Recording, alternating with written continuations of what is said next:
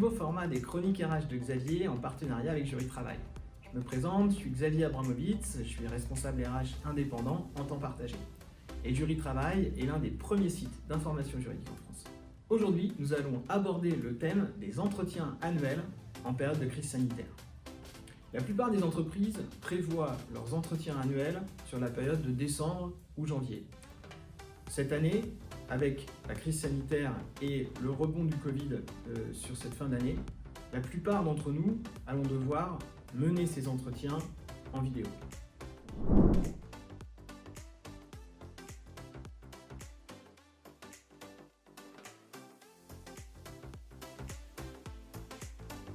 Au-delà de faire le bilan de la période passée et de se donner des objectifs pour la période à venir, l'entretien annuel est avant tout un moment d'échange privilégié entre le manager et le salarié.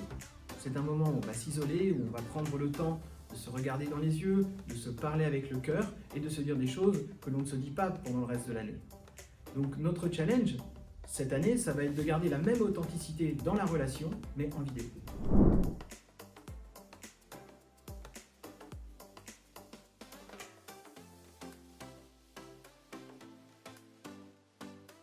Alors, il convient d'avoir une trame ou une grille d'entretien. Normalement, votre entreprise vous la fournit. Si ce n'est pas le cas, il faut la concevoir avant d'envisager de démarrer les entretiens annuels.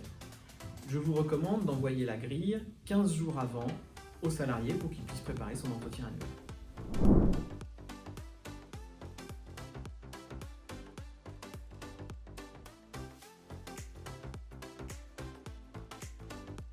Alors, il nous faut au maximum reproduire les conditions de l'entretien physique.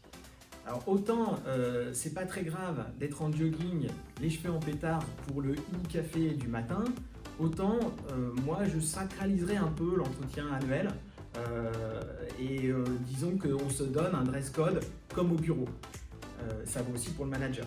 Et du coup, voilà, c'est communiquer un peu l'importance que vous donnez à cet entretien.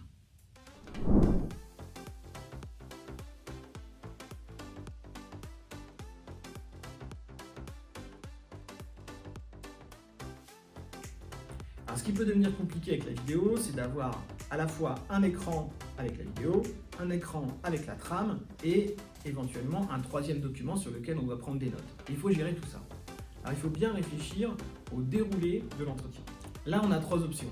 La première, on se parle pendant 2 minutes en vidéo et ensuite on partage le document de la trame.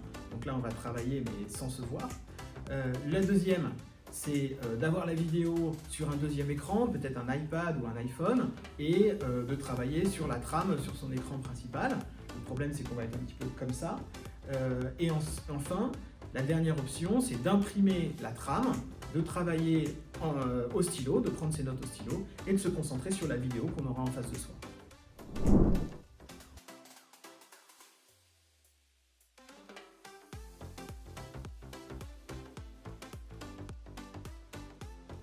Alors moi, je préfère nettement la prise de notes papier en se focalisant sur un seul écran.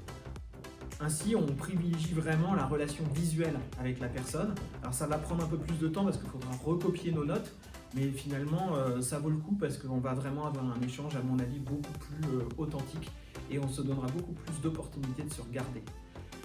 Et enfin, je ne recommande pas trop la première en fait, parce que partager un document, ça veut dire qu'on ne se voit plus. Donc ça revient à faire un entretien téléphonique avec un partage de documents.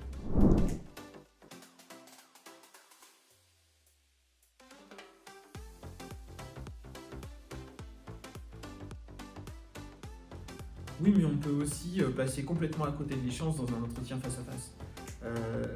Ma recommandation auprès des managers que j'accompagne depuis des années, c'est toujours la même.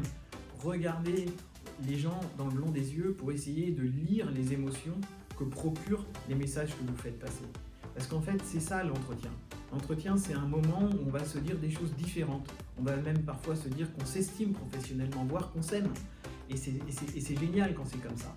Et l'entretien annuel, en fait, l'entretien en vidéo, il doit permettre de garder cette qualité d'échange.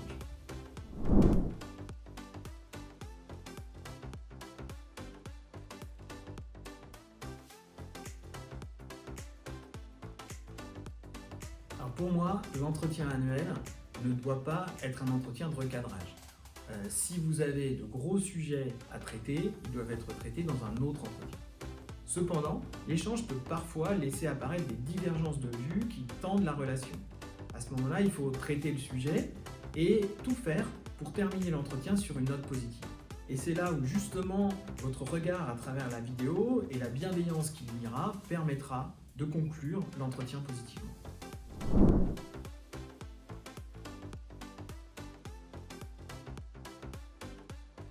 Alors, nous avons vu que les entreprises qui avaient le mieux vécu le confinement étaient celles qui avaient déjà anticipé et s'étaient déjà équipées d'outils collaboratifs.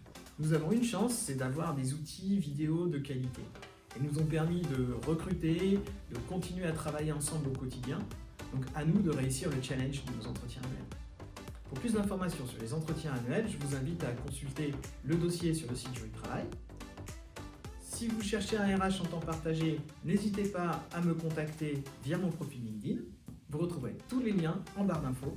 Et enfin, si vous souhaitez nous suggérer de nouveaux thèmes pour d'autres vidéos, n'hésitez pas à laisser un commentaire.